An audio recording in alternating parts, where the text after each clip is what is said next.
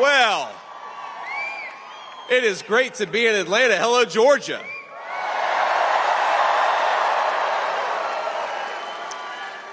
In 93 days, we're going to take back our country and elect Donald J. Trump once again. It's going to start right here in Georgia. Now, let's recap the last month in political history. We have to remember, just over a month ago, President Trump wiped the floor with Joe Biden on that debate stage, exposing a massive cover-up of the president's mental incapacity. He saved America from 4 more years of the disaster of Joe Biden. And during that same time, Donald Trump accepted our own party's nomination with overwhelming support. We held the most successful convention in history. He took a bullet for this country and didn't miss a single day of work. Now, he did that in 1 month. Just imagine what he's going to do with 4 more years. Ain't that right?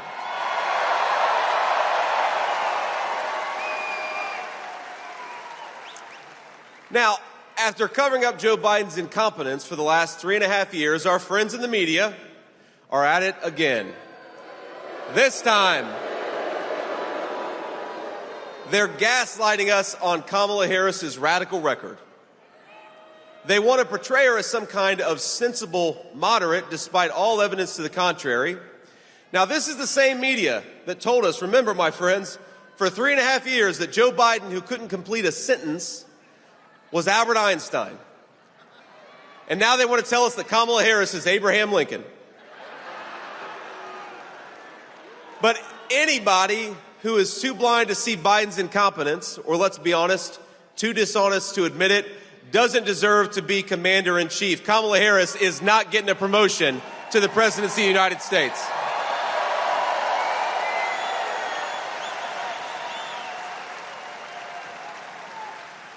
Now, the Democrat Party bosses would like to install her as their new nominee and as the next president, but remember, she has not received a single vote for president.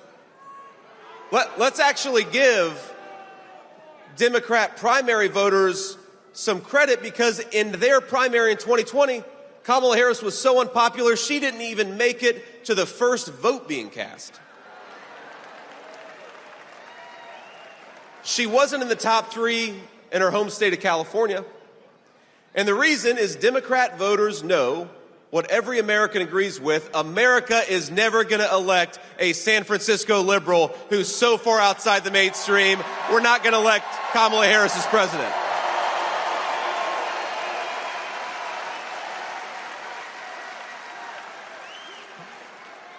Now, let us count the ways of the disastrous policies of Kamala Harris. 500,000 kids. I was at the border just a couple of days ago.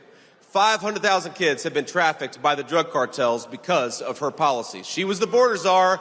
The media lies to you, but she was. Hardworking Americans cannot afford groceries because of her policies. Gas and energy are through the roof because of her policies.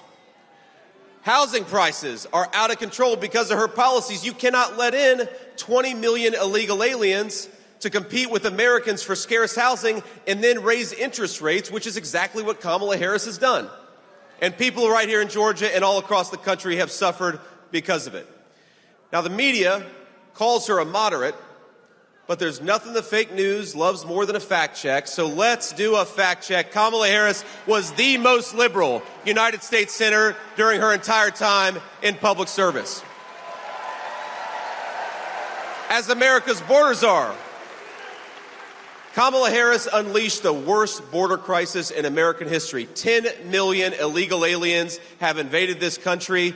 The total, that's what they say, that's the official number. It's probably more than that. Biden and Harris, on day 1, they suspended deportations.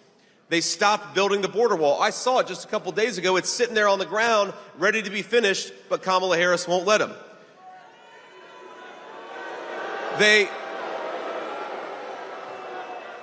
They reinstated catch and release. Then they proposed amnesty for millions of illegal aliens. Kamala Harris turned Border Patrol into a travel agency for the worst criminals and terrorists all over the world. Now, we have a different message, President Trump and I do. If you're in this country illegally, start packing your bags. You go home in 6 months.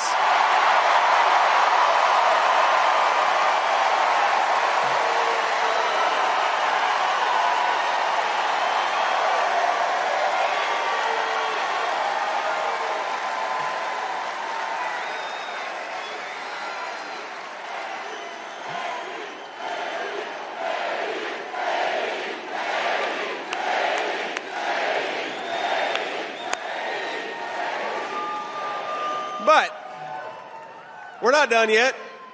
The border isn't the only thing Kamala Harris has wrecked during her time in office. In 2021, she was the tie-breaking vote on $2 trillion of reckless spending that juiced this inflation crisis and sent a lot of money to China. Well, I don't think we should send money to China. I think we ought to keep it right here at home.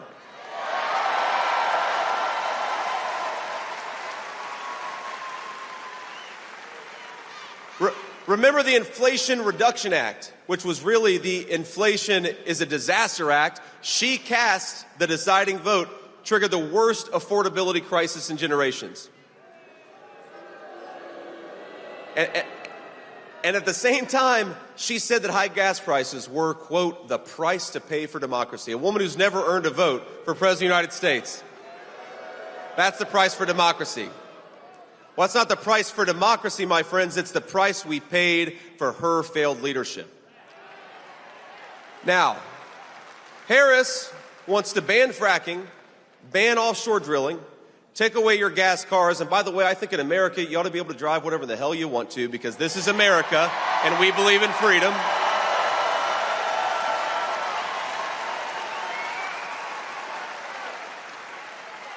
She wants to take away your gas stoves. She even wants to take away your ability to eat red meat.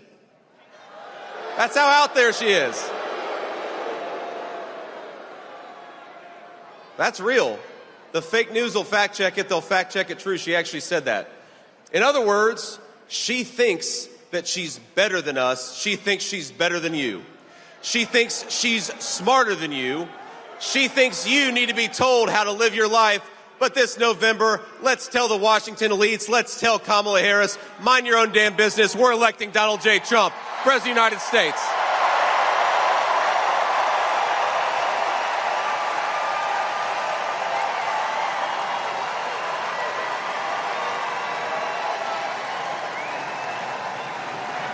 Now,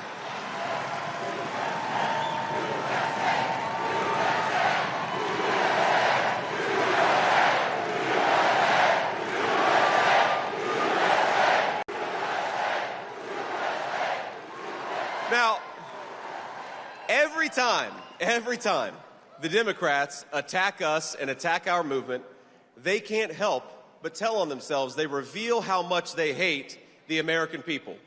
Now, remember this. Remember, Barack Obama said we cling to God and guns. Remember that? Hillary Clinton called us deplorables. And now, Kamala Harris says we're weird. Well, Kamala, I'm glad you brought that up. Let's talk about some things that are weird. We think it's weird that Democrats want to put sexually explicit books in toddlers' libraries.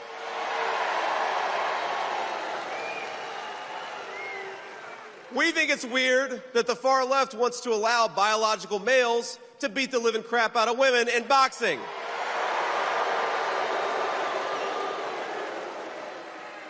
We think it's weird for a presidential candidate to bail convicted rapists and murderers out of prison, and that's what Kamala Harris did.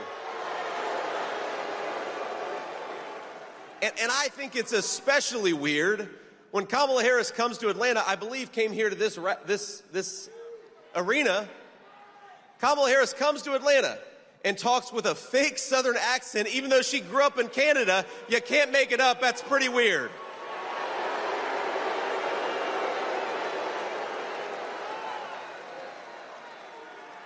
Go watch the clip. She sounded like a Southern belle, even though she grew up in Vancouver. It doesn't make any sense.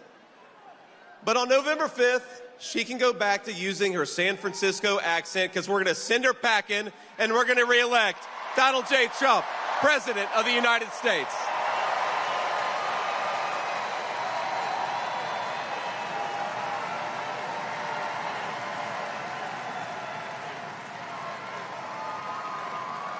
Now, we can handle the made-up attacks by Democrats and by the media because we're used to it by now.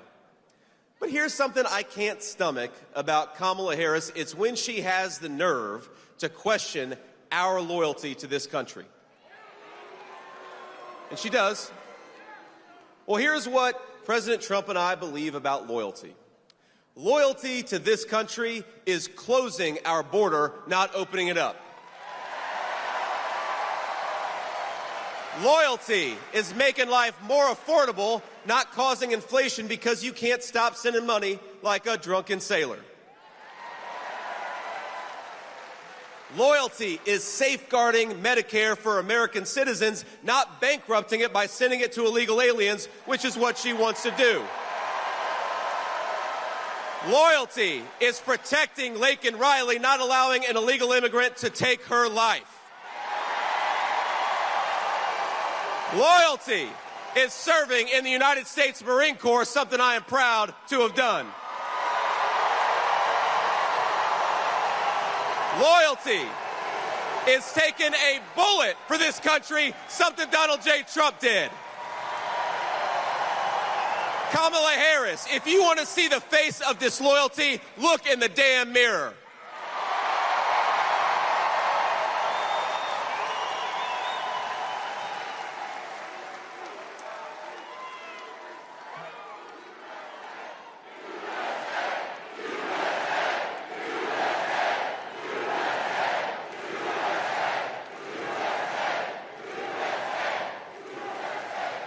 Now, for decades, we've gotten used to it. Politicians in Washington have sold out this country.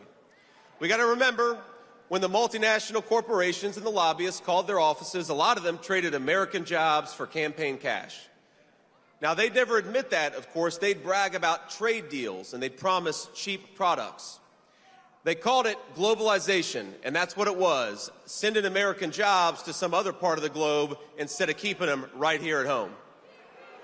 And if it's up, my friends, if it's up to Kamala Harris, it's going to keep on happening. Let's remember her record. She voted to preserve NAFTA, the very trade deal that sent American jobs to Mexico and turned American dreams into nightmares. Now, she's asking us for a promotion, and I think it's time to say to Kamala Harris, you're fired.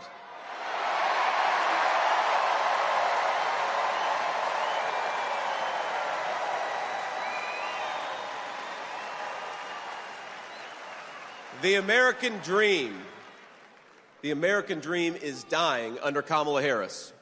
But we're going to save it. We're going to save it for every American, regardless of color or creed, and we're going to do it when we re-elect Donald J. Trump, President of the United States. That's why we got to do it. You know, President Trump knows a few things that the Washington politicians forgot. He knows that 1 million cheap plastic toys from China is not worth a single American manufacturing job. We're going to rebuild American manufacturing. We're going to rebuild the factories. We're going to rebuild the American dream, and we're going to stamp more products made in the USA. It's a beautiful thing, and that's what we're going to do.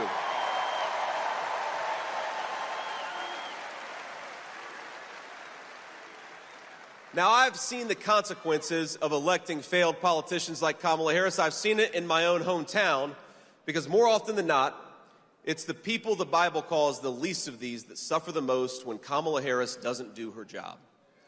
They like to say they're for the little guy, but it's the little guy who hurts the most when Kamala Harris fails. Now, a lot of you know my story. You know how I grew up. I was raised by a strong woman, a Christian grandmother who loved the Lord, but also loved the F word. Ladies and gentlemen, she was a study in contrast. I think there are a few out here just like it. Now people ask me, how is it that you were able to grow up in a poor family, grow up in a family that was struggling, had a lot of chaos and a lot of trouble? And the answer is because, one, this is the greatest country in the world and the American dream is still possible.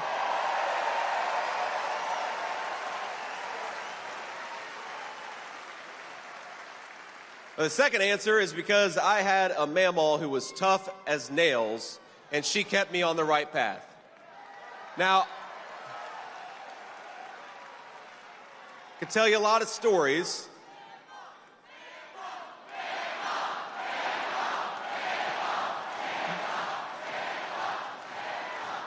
But one of my favorite mamaw stories is when I enlisted in the U.S. Marine Corps. She was very proud of me, of course, but it was a time of war, and mamaw was not happy that a recruiter had persuaded me to enlist in the Marines. So I remember he came over to our house and started to walk up the steps to her porch, and she said, "Look, if you step one more foot on my porch, I'm going to blow that thing off." And she had 19 handguns at home, so that was not an idle threat.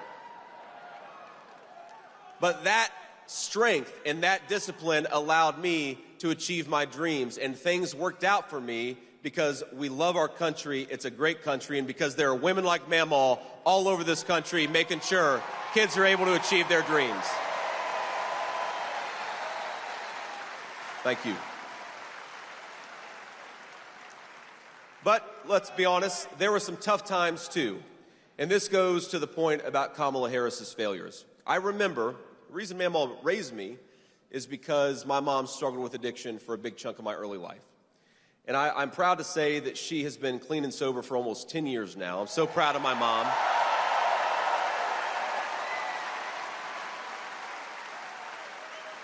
Thank you.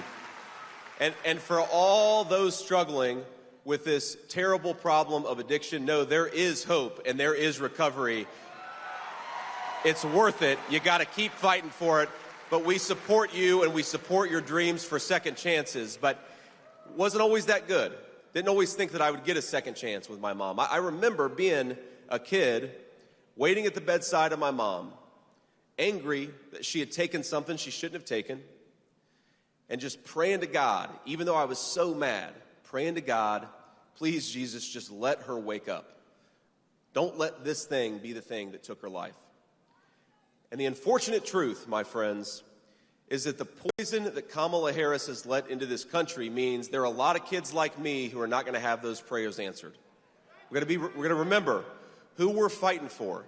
And it's the kids at the side of those bedside tables begging God for their parents to wake up. We're going to make sure that happens. We're going to fight for the people who are struggling in this country.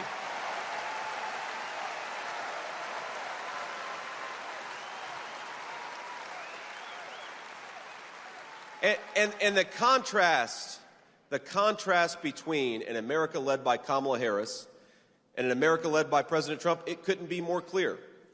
Remember, President Trump's vision was closed borders and open factories. Kamala Harris's vision is the exact opposite: open borders and closed factories. Kamala Harris, she wants bigger government that can tell you what to do, and she also wants smaller bank accounts, which I think a lot of us have seen. But Donald Trump, by contrast, delivered record paychecks and the strongest border in history. What an amazing record of accomplishment.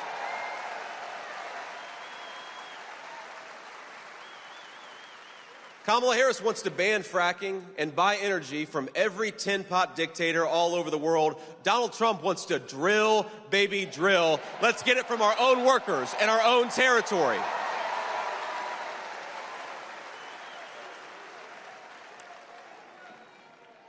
Kamala Harris wants to raise your taxes, and she wants to make it easier for companies to ship jobs to Mexico and China. Donald Trump wants to lower taxes for hardworking families. In fact, he already did it, and we want to reward companies that hire American and buy American. It's all about protecting the workers of this country.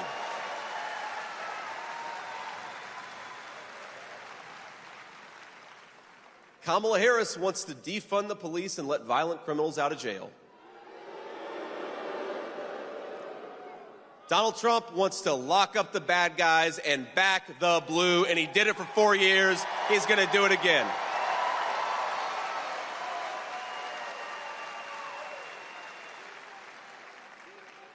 So I want to send a message out there to those who are struggling, those who are trying to make ends meet. If you're scraping by instead of thriving, I know what that feels like.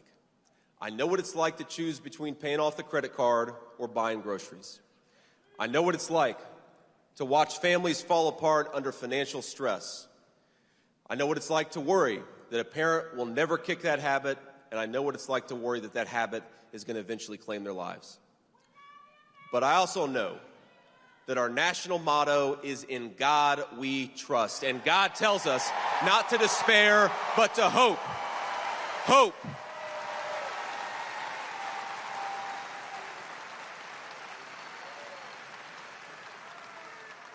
And while the media likes to lie about this movement and this party, this movement of ours is about a simple idea. We love this country enough that we will never give up hope, and we will never stop fighting for a better future for everybody, whether they vote for us or not. If you're an American citizen, we love you, and we're going to fight for you. Now, we know that in this election, the best way to give our people hope for the future is to re-elect the guy who already did it and did it very well, Donald J. Trump, the once and future president of the United States. In just a few months, I believe, this state of Georgia is going to lead a great American restoration, a restoration of safety, of prosperity, and yes, of hope. We're going to secure our borders. We're going to kick out the drugs and the illegal immigrants. We're going to rebuild American manufacturing. We're going to bring jobs back to this country, and we are going to buy American, for our people. It's going to start in Georgia. God bless you all. Thank you so much for having me. I'm going to be your next vice president, and we're going to win Georgia and win this country. I love you all. Thank you so much for having me.